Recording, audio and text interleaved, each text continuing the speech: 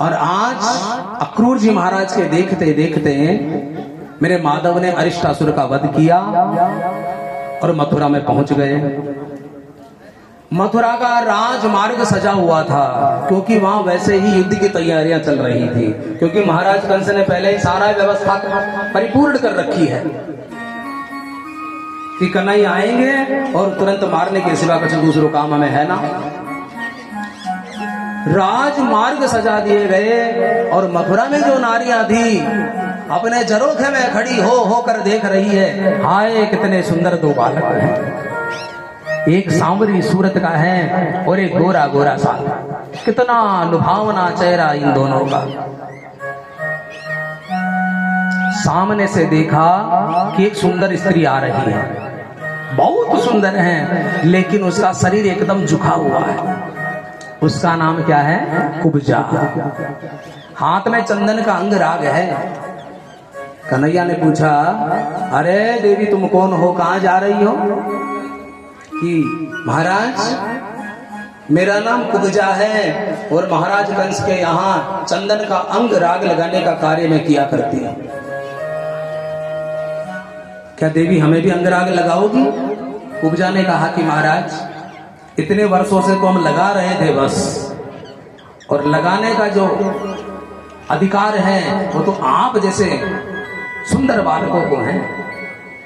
आज मैया ने दोनों भाइयों के ललाट पर चंदन का लेपन किया।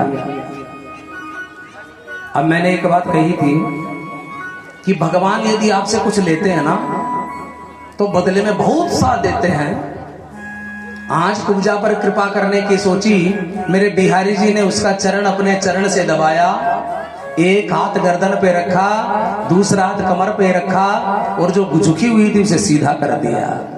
सुंदर तो थी ही, आज अति सुंदर बन गए। देखो अति शब्द जहां लग जाता है ना, अति यानी आवश्यकता से अधिक, ये कभी कभार दुखदाई भी होता है, क्योंकि शास्त्र में लिखा है अति रूपेण बलि राजा अति गर्वेण रावण अति रूपेण ब्रही सीता अति सर्वत्र वर्जये। जितना दान बलि ने कर दिया शायद इस संसार में कोई नहीं कर पाएगा। क्यों? क्योंकि बलि का दान इसलिए महत्व ज्यादा रखता है क्योंकि उन्होंने उसे दान किया जो संसार को दान देता है। अति गणवेण रावण, जितना अभिमान रावण में था शायद किसी में नहीं, आवश्यकता से अधिक।